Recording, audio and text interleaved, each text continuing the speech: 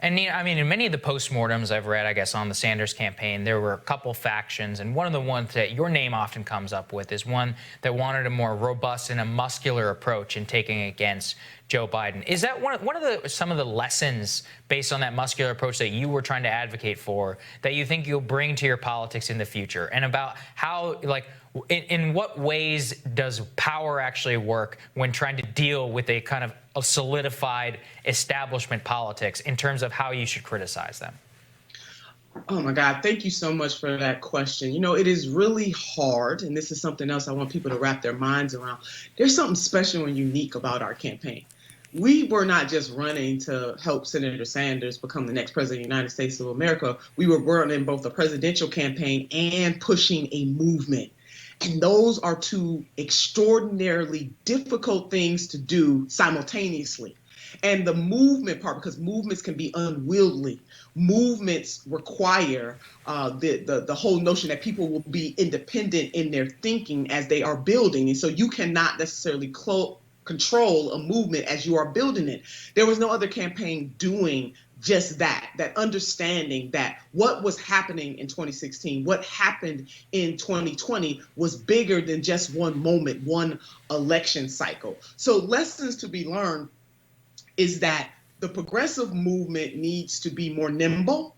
We need to coalesce. We need to forge a pact with one another of those things that we solidly agree on and make our demands as a group. We have to be as agile as the moderates, as agile as the corporatists.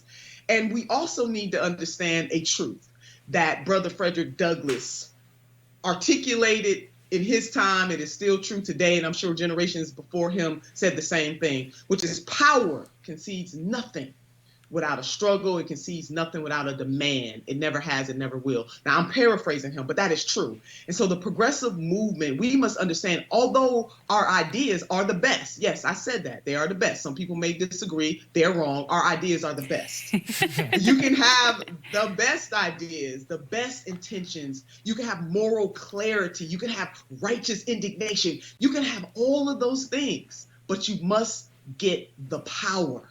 And power plus moral clarity, power plus the best intention, power plus righteous indignation gets us the change that we need. And that is the lesson that should be learned from the progressive movement. And we are going to do better. We're going to keep on moving. Listen, I am a leader in this movement, and I have no intentions on stopping. And back to I want to kind of close out my remarks with this point: not mutually exclusive to understand that President Donald J. Trump must be defeated, and then also that you deserve nice things. You can do both. And we should never fall so much in love with a politician or anybody that is really holding the people's power. I mean, how is it that we have this thing turned around and politicians make us think that we owe them instead of the other way around? You know, I served as a senator. I served as a councilwoman. I never walked around thinking that my constituents owed me. Public servant. That is what this is about. He or she who is the greatest among you shall be the servant. We do deserve nice things, and we should make demands. If we don't make demands, we won't get anything that is different than what we've been getting for generations. I think that is very well said, and you are a leader in this movement. And I was thinking back, in 2016, after Donald Trump had secured the Republican nomination, he knew that the part of the coalition that wasn't too sure about him was the religious right. So what did he do? He picked a vice president in Mike Pence that would help shore up that base. Well, right now, Joe Biden has a problem potentially with young voters and with Latino voters. And in my view, if he wants to win, he should pick a leader who has sway and who will excite those parts of the Democratic coalition. Elizabeth Warren has gotten asked if she would serve as vice president. Stacey Abrams is out there making her pitch to serve as vice president. Nina, if you were asked to serve as vice president to Joe Biden, would you? Oh my God, Crystal. No, you just didn't do that to me right here on Rising. I don't have to worry about that fantasy. It's not gonna happen. I'm too much of a truth teller for the corporatist Dems. But that's true. And bigger than the picking a vice president, we really do need some oval action here. We really need some real commitments to help people have their own self-determination, and especially in face of a pandemic, Crystal and Sagar. This is people are literally dying. You know, people are living in fear every single day. They're losing their livelihood and people are losing their lives. This is going to be a hard journey for this country and for this world, but we can get through this. We need vision and provision.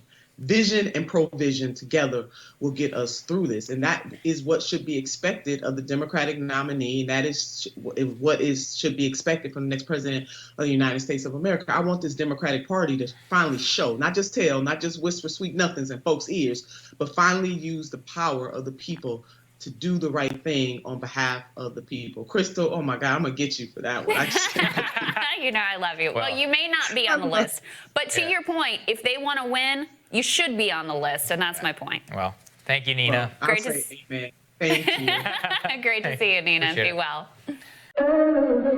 Team, subscribe for more of these type of videos.